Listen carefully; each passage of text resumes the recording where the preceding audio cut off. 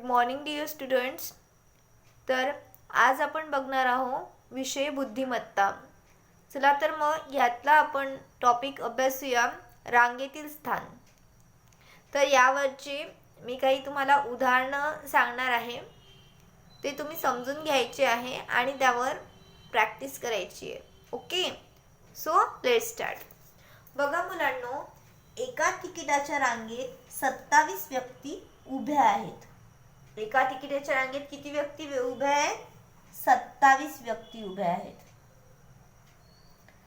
तर त्या रांगेतील मधल्या व्यक्तीचा क्रमांक कितवा? तर आता बघा, तुम्हाला इथे ऑप्शन्स दिलेले आहेत. यामधलं तुम्हाला एक निवडायचं आहे, परंतु आपल्याला म्हणजे करेक्ट आन्सर जे असेल ते तुम्ही त्यावर टिक करायचं असते. ठीक आहे. हा बुद्धिमत्ता हा जो विषय आहे तो शिष्यवृत्तीसाठी म्हणजे स्कॉलरशिपसाठी खूप महत्त्वाचा असतो आणि अशा प्रकारची गणितं येत असतात. त्यामुळे इम्पॉर्टंट टॉपिक आहे, करून ठेवायचा. चला तर मग यशा उदाहरणासाठी आपल्याला इथे सूत्रांचा वापर करावा लागतो. तर बघा, मधल्या व्यक्तीचा क्रमांक काढण्यासाठी त्याचा फॉर्म्युला आहे, लिहून घ्या वहीमध्ये.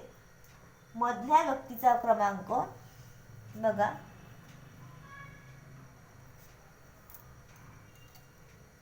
मधल्या व्यक्तीचा क्रमांक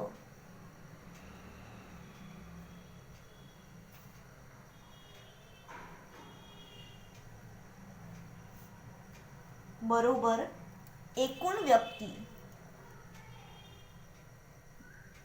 म्हणजे त्या रांगेमध्ये जितकी व्यक्ती असतील टोटल व्यक्ती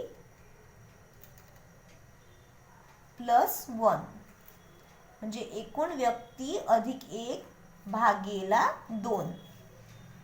तर बघ सांगा बरं, एकूण व्यक्ती किती आहे?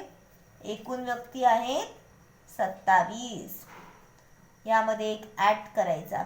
27 फॉर्म्युल्यामध्ये दिल्याप्रमाणे 27 अधिक 1 28 अपॉन 2.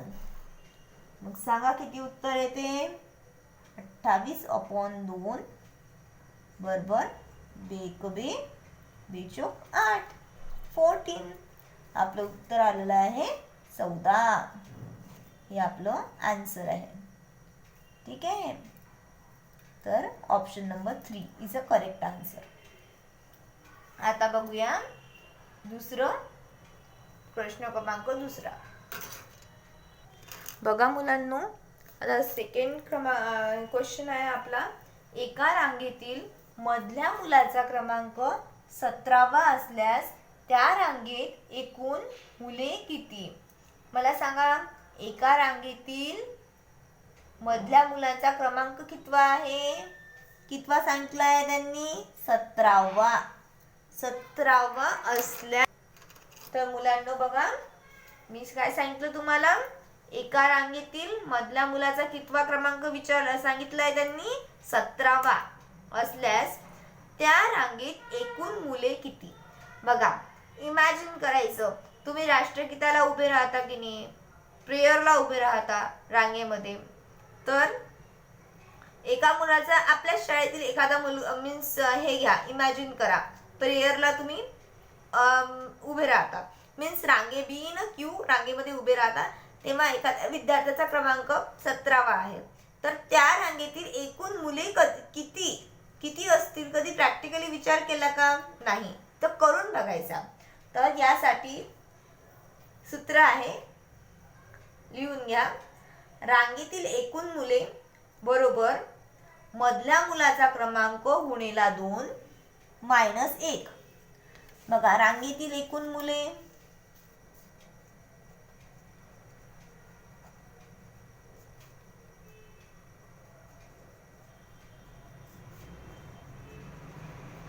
बरोबर मधल्या मुलांचा क्रमांक.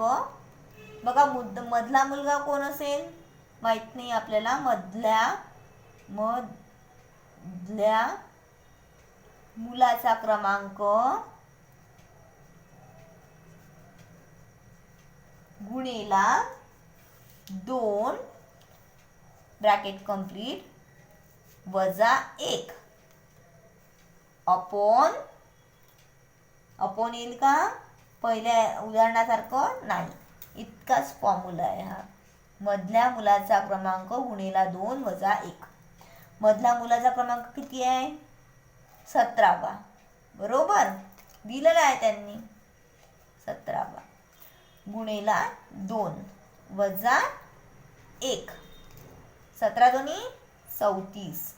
34 वजा 1 किती होते? 33. Very good. तर बघा मुलांना, अशा टाईपचे उदाहरणं आपल्याला प्रॅक्टिस करायची आहे, जे की तुम्हाला स्कॉलरशिपला विचारणार. तर आन्सर काय आलं? Option number 1, 33. Very good.